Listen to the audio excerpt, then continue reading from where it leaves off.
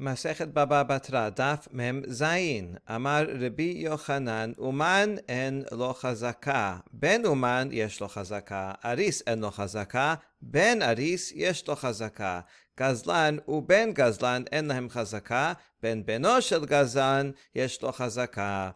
Rabbi Yochanan teaches us three laws. First of all, a craftsman cannot make a chazakah. That we know already. That was said in the Mishnah. A craftsman, like a tailor, just because he's holding on to a shirt, he cannot claim, oh, this is my shirt because I'm holding on to it. Normally, a person who's holding on to a movable item, then he can claim ownership. That's it. That's a chazakah. But not a craftsman, because obviously he has a lot of things that people deposit with him, and so then the other people can claim, I gave it to you that shirt to you to fix. It's not yours. So man cannot claim a chazakah. That we know already. But Rabbi Yochanan's chidush is that the son of an uman can claim a chazakah. If the son, let's say the tailor died, and the tailor's son says, this is mine, right? And I got it from my father. I inherited it. Then I have it. Look, it's in my hands. So the son can claim a chazakah. Gemara will discuss further exactly what the case is. A sharecropper cannot claim a chazakah, even if he's there for over 3 years working on the land. That doesn't count because he's a sharecropper. Of course, the owner actually wants him to be there. That's why he didn't protest.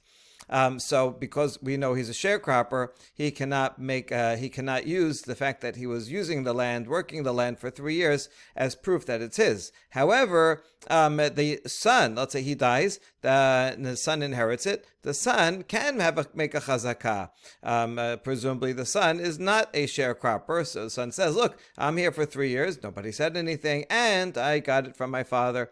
So that is a chazakah. And furthermore, a thief and the son of a thief cannot make a chazakah. So this is different from the previous pattern in that not only a thief, but even the son of a thief cannot say, oh, look, I'm holding on to it, therefore it's mine. Certainly a thief can't do that. We'll discuss how we know he's a thief. What is he a thief about? And so too, the son of the thief says, well, I got it from my father. Yeah, but your father was a thief. So that means you got it in an illegal way as is not yours either. So they cannot claim a chazakah. However, the grandson of a thief who inherits it from his father, inherited from his father, that person can make a chazakah. All right, we have to discuss all these cases. Hechidame atu betanata de abuhon afilu hanachna mila, vi de la atu betanta de abuhon afilu ben gazlan name. Okay, all these sons, if they're coming and claiming this is mine because it was my father's, my father had a chazakah, and now I inherited it. Well, then none of them should be believed, not even the craftsman. Well, my father had it in his hand, or the sharecropper. My father worked the land for 3 years, and then he died, and I inherited it. Yeah, but your father was a sharecropper, so your father didn't have a chazakah. Your claim is only valid because of your father, so you have no claim either. Your father wouldn't have been able to make a claim, and neither can you. So it can't be that they're coming and claiming that their father's the one that has the chazakah, because that was invalid.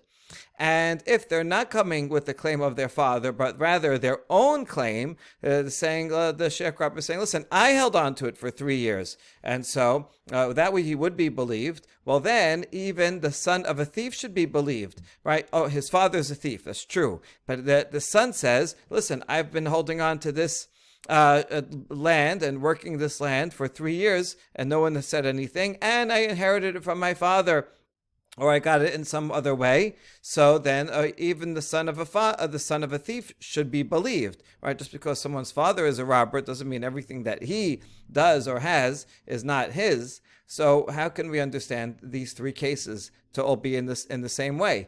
La sericha de kamre adim befanenu hoda lo hanach ikale memar kushta kamri hai afagav de ode name la meheman kedrav kahana damarav kahana ilav de ode le hava mamti le velachamare le shachvar. The entire statement of Rabbi Yochanan was talking about a case where the son produces witnesses that say the original owner admitted in front of us that he in fact gave or sold this item over to your father. They were there and they saw that. So that's pretty good testimony. So let's see how this applies. Regarding the first two cases of the craftsman or the sharecropper, so then we assume that the original owner was telling the truth. He admitted in front of witnesses, yes, in fact, this was mine, and I sold it or I gave it over to your father. So we assume he's telling the truth. Why would he lie?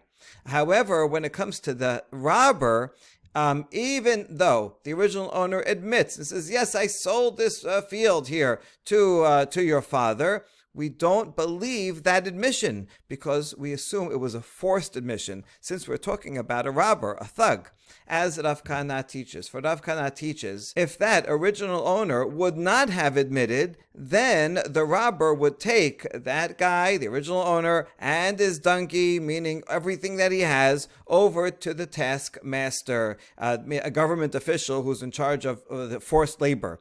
In other words, this robber went to the original owner and said, hey, you better admit that in front of these two witnesses that you sold it to me, or else, right, I'm going to get you in big trouble with the government. They're going to take you away. They're going to take your donkey away. They're going to force you to work with your donkey over there for the government, and no one will ever see you again. So he says that before the witnesses are there. And then the guy says, okay, I'll admit. And then they go in front of witnesses and says, oh, yes, I sold this field to this person. So the witnesses saw that. But because we know that this person is a thug, is a robber, he extorts people and forces them to make false admissions, that's why we do not trust we cannot give it to the son, even with witnesses in that case. All right, so this is the Gemara's answer. Note that it's a bit difficult, this answer, because Rabbi Yochanan says that the father does not have a chazakah, but the son does have a chazakah. So the son has a chazakah. Well, it's not really that the son has a chazakah. The fact is that the son has witnesses. So that's really the main thing that he has. Okay, he's holding on to it also. He's holding on to it, and the witnesses said that the father bought it. But if there were witnesses, then even the father would be believed. Let's say a tailor comes and says, listen, I have witnesses that you said in front of the witnesses that you sold it to me. Well, he would also be believed. So we have to say that the case of the father who's not believed is without witnesses, and the son who is believed is with witnesses. Okay, that makes it a bit difficult. And the Rishonim offer other explanations, but this is the Rashbam's understanding. Amar Rava, פעמים שאפילו בן בנו של גזלן נמי אין לו חזקה.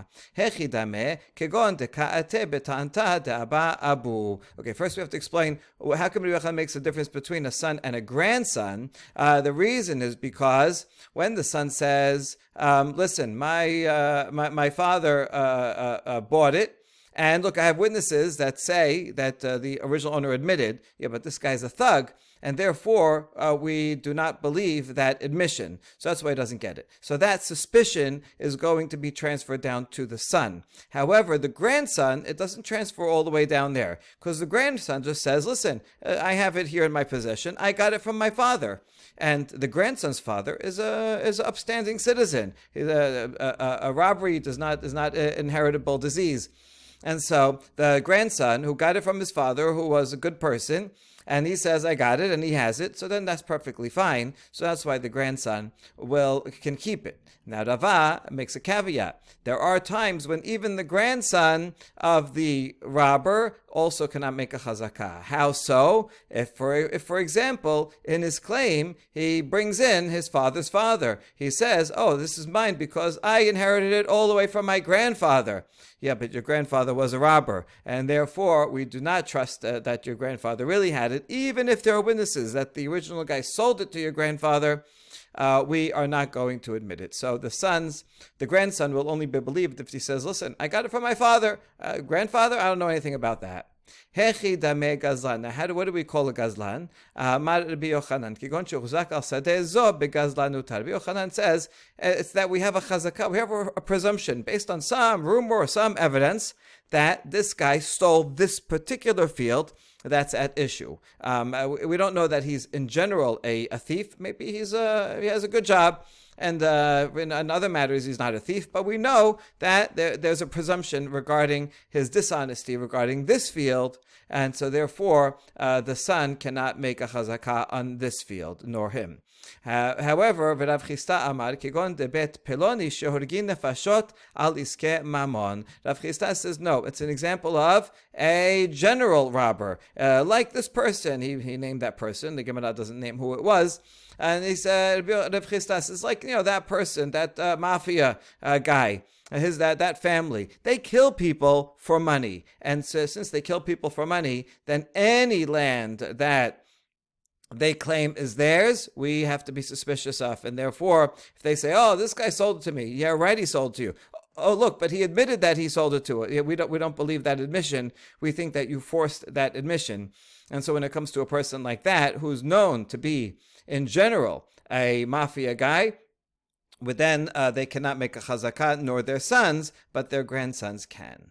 Tenor Rabbanan, Uman en lo chazakah. Yarad me'umanuto, yesh lo chazakah. A Braita teaches that even though a craftsman like a tailor cannot make a chazakah because he's always holding other people's items that he's going to fix. Once he stops being a tailor, he retires, he closes his shop, I'm not a tailor anymore. Well, then he can make a chazakah. And if he's holding a particular shirt, the other person can't come and say, oh, that shirt, that's mine, I gave it to you to fix. He says, what are you talking about? It's in my hands, you prove it. Well, he says, oh, you're a tailor. He says, not anymore, I'm not a tailor. And therefore, he no longer has that label, and then he can make a chazakah like anybody else who is holding on to something. We assume it's theirs. Aris en lo chazakah, yarad merisuto, yesh lo chazakah. Similarly, a sharecropper, this guy, what's his job? He's a sharecropper. Okay, a sharecropper cannot make a chazakah on land because that's his job. He works for land for other people. That's why he's there. That's why the original owner would not have complained to him being there. But if he quits his job, he retires, I'm no longer a sharecropper, and then he lives somewhere for 3 years, then he can't claim a chazakah. You can't say, wait, you're a sharecropper. No, not anymore. Haven't been a sharecropper since the past 3 years. And therefore, this is my land. Ben shechalak v'isha shenit karasha harehen kish'ar adam. If a son separated from his father, or a woman got divorced, then they are like all other people. The Mishnah mentioned that someone related, like a son and a wife, cannot make a chazakah. Because if a son is going and on the field of his father and consuming things, we assume that it's with permission of the father. Why didn't the father protest? He didn't protest because it's his son. He's okay with his son taking. The father is responsible for providing for his son. And so too the Mishnah said regarding a husband and wife, just because a wife is sitting and living in some place or consuming the fruit of some field for a long time, she cannot claim, oh, see, it's mine. She says, no, you're his wife. That's why he let you be on his land. So that doesn't prove anything. However, once the son separates from the father, he starts his own business. He's no longer in his father's business. He's no longer dependent on his father. He's doing his own thing somewhere else. And then if you see him that he's consuming one of the lands of his father for 3 years, and he says, hey, what are you doing here? Oh, my father sold it to me and it's mine. Then he is believed, because generally a father is happy for his son to go and take things as long as they are together, that the son is dependent on the father, they're working together, then that's fine. But if once they separate, it doesn't have to be that he disinherited him, it's just that they're not working together anymore, then the father would not want the son to take his produce from his field, and would protest. If he doesn't protest, then the son does have a chazakah. And the same is true regarding a husband and wife, that while they're married, that's fine, the husband doesn't mind. But once they're divorced, the husband does not want the wife to take anything that belongs to him. And if the wife is there living in one of his properties, he should protest. If he doesn't protest for 3 years, and she says, oh, I have a chazakah, and my ex-husband sold this to me, then she will be believed because she is like everybody else. We ask, Bishlama ben shechalak istirich, salkadatecha min achule achil gabe, kamashma landela. Ela shen shenit garesha pishita. Now we understand the first case of a son who separates from his father. The Baraita had to teach us this because I might have thought that a father is always forgiving for his son. He waives his rights. And even though they're not working together, and the father has his own business, the son has his own business, but a father, he doesn't mind if the son comes and takes stuff. I might have thought that, and therefore, that's why he didn't protest for even 3 years of the son coming and consuming from this property, and therefore the Baraita comes to teach us, not so, right? A father, yeah, I'm sure he's happy to give a gift to his son for his birthday and stuff like that, but he's not going to allow his son to go and consume a field for 3 years without saying anything. Say, this, by the way, this is my field. I don't know why you think it's your field.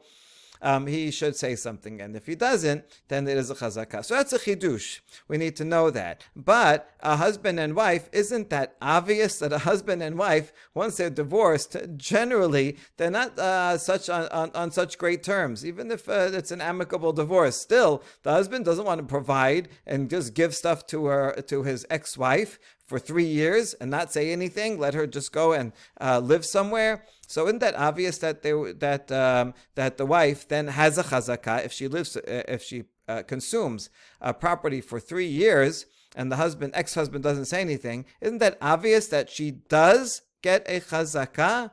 And the answer is la siricha b'megoreshet ve'ena megoreshet uchad Rabbi Zera tamar Rabbi Zera amar Rabbi Yirmiyah bar Abba amar Shmuel kol makom shemru chamim megoreshet ve'ena megoreshet ba'ala chaya b'mzonoteha. The Baraita is teaching us a chidush that this is true even in the case of someone who is half divorced. How could he be half divorced? It means doubtful divorce. Let's say the husband threw a get to his wife and it landed right in the middle between 4 amot away from him, 4 amot away from her, and it's not clear if this get was valid or not. So it could be that they are married. It could be that they're divorced. Now, Rabbi Zera said in the name of Rabbi Yirmiyah bar Abba, in the name of Shmuel, that any case where the rabbis declare this is a doubtful divorce, you may have 50% chance you're married, 50% chance you're divorced. The husband still has to provide her sustenance, and if he wants to stop, then give her another get. So then there's definitely that they are divorced. But as long as they're in this in-between state, he still has to provide for her.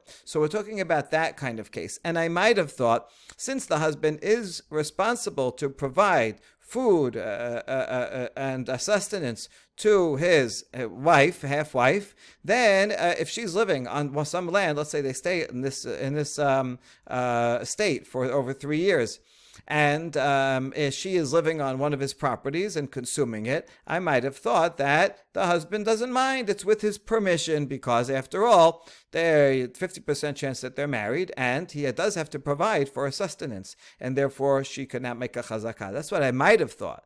And that's why this Baraita comes to teach, not so. Once someone is in this half state, the husband, yes, it's true, he has to provide her sustenance, but he'll provide her the minimum sustenance. He's not going to allow her to to take one of his fields for so long and not protest. And so if he does not say anything for 3 years, and then she comes and claims, oh, this is mine, my half ex-husband sold it to me, then she will be believed. So then, in fact, that is a chidush that the Baraita needed to teach us. Amar Rav Nachman, Amar li huna, kulan shevi'u re'aya, re'ayatan re'aya, u'ma'amidin sadeh biyadan.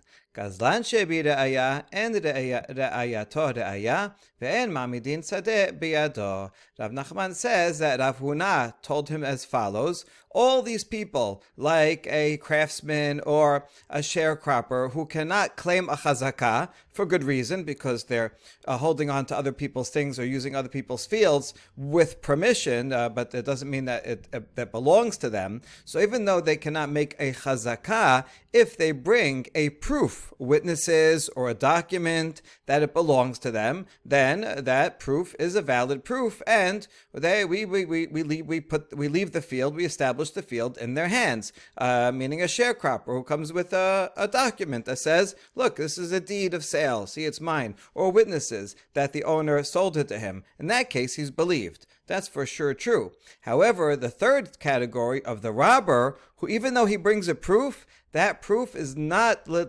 considered valid, and we do not establish the field in his possession because we assume that the robber either forced the admission of the witnesses, or he forged this document, or forced the seller to sign the document. He might have paid something. Sometimes robbers will pay something, even a minimal amount, or even it might be pays $1 million, but the seller just didn't want to sell it at all, and he says, "No, you have to sell it to me," and he pays something for it. Even if he pays something for it, still it doesn't mean that the seller wanted to sell it. So in all these cases, we suspect that the robber, even though he has proof, even though he has a document or he has witnesses, that still he got these by extortion, and therefore the field is not legitimately his. That is Rav Nachman's chidush in the name of Rav Huna.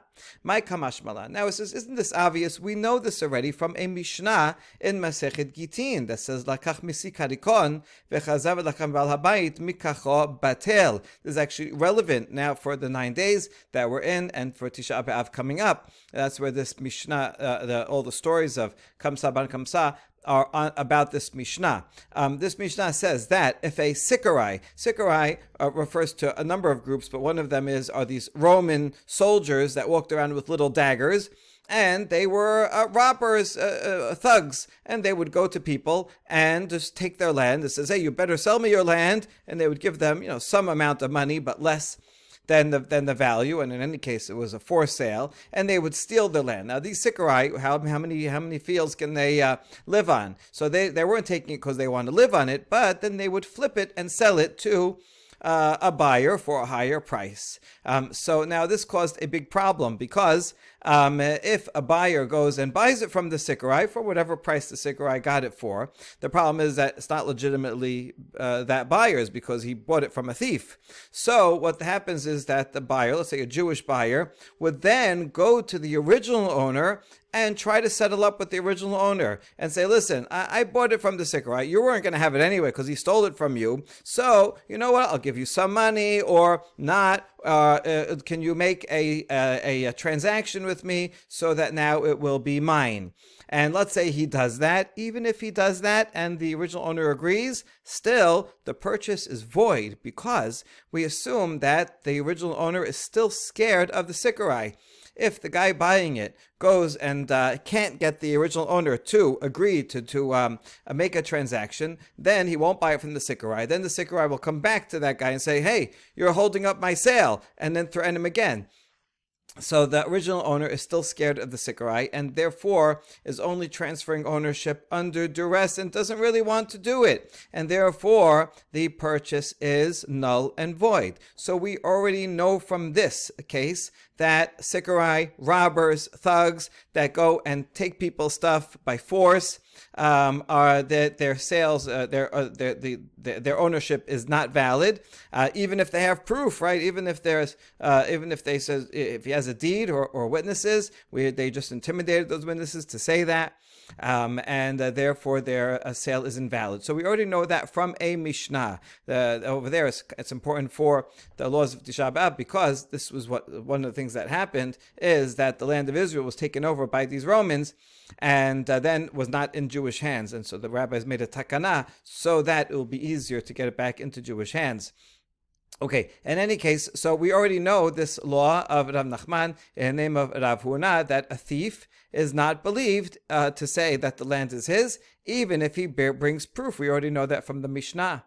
לפוקה מדרב דאמר רב לא שנו אלא דאמר לך חזק וקנה אבל בשטר קנה כמשמע לן כי דשמואל דאמר אף בשטר נמה לא קנה עד שיכתוב אחריות נכסים. Okay, the reason why Rav Nachman, in the name of Rav Huna, had to teach us this is to say that he disagrees with the opinion of Rav, because Rav said about that Mishnah that when do we say that this sale is invalid and this buyer who got it from the Roman cannot keep it? Only when the original owner only gave a verbal agreement. He says, "Go take possession and it's yours." If he just said a statement like that, then we say, he didn't really mean it. He's just scared of the thug. But if he gave a document, he agreed to sign a document transferring his land to this buyer, then it's valid. That was Rav's opinion. But Rav Huna did not agree with that opinion. And that's why Rav Huna said his statement, so that he can teach us that he agrees with Shemuel. Shemuel said, even if the original owner wrote a document to the thief, or to the new owner, still, it doesn't matter. We still assume that the thief is extorting him to write that document, and therefore the transfer is invalid. That's why Rav Nachman, see here in the name of Rav Huna, says Ra'aya. Yeah, Ra'aya means even witnesses, even a document would not be valid, until the only way that we would believe that the original owner did agree to actually transfer ownership is if he gives a property guarantee. And he says, yes, listen, if anything should happen, this field that I am selling, right, to you, maybe it was under duress, if he then says, listen, if it should be taken away by creditors, I guarantee the difference, and you can take another one of my fields, or I'll pay you for the value of it. So if he is giving guarantee, then we know that he really means that for the sale to go through, because he wouldn't give a guarantee for land that was stolen from him that he doesn't want to give up in the first place. But if he gives a guarantee, then we assume that he really meant it. So that's why Rav Huna had to teach us this, to express that he agrees with Shemuel against Rav. And last statement, Rav Bevai misayem ba mishemeh de Rav Nachman. Rav Bevai concluded the discussion of this in the name of Rav Nachman, who transmitted Rav Huna's statement in the first place. Karka en lo aval ma'ot yesh lo. Even though the robber cannot keep the field, because although he has witnesses or a document, but we say, well, this is from a robber. And therefore, we tell the robber, sorry, robber, you cannot keep the field, even though you have a document that this original owner sold it to you. We don't believe you because we assume that he extorted you. However, the money that the robber paid, we're talking about robbers that will pay something. So let's say he paid $1 million. Maybe the field was worth $1.5 million, but he paid $1 million. So the robber says, "This is my field. Look, see, I bought it." So we don't believe you. So he has to return the field to the original owner. But the original owner also has to return the money that the robber paid, because the whole transaction was invalid. But we don't say that the robber then gets a fine and loses his money. No, he gets his money back. Okay, so that was the last halacha that Rav Nachman added. However,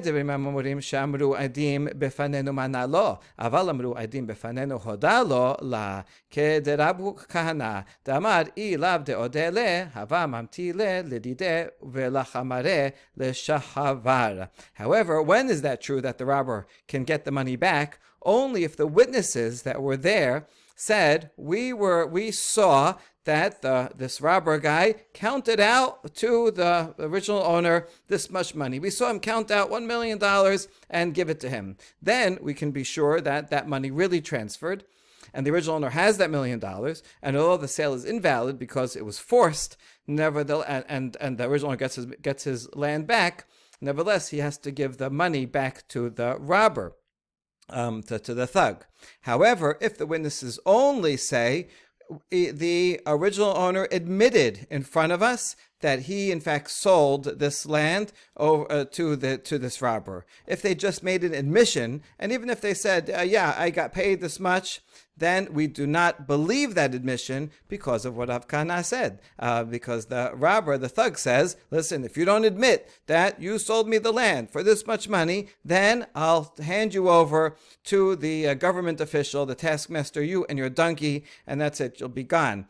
And so he's scared. So he'll admit to anything because he's so scared of this threat of the thug. So in that case, then we don't assume that the robber actually paid any money. There's just an admission here that's a false admission. But if the witnesses actually saw a transfer of money, then we can assume that that money really is in the hands of the original owner, and since the sale didn't go through, the original owner has to pay that money back to the robber, and the original gets the land back as well. Baruch Adonai Le'olam, Amen v'Amen.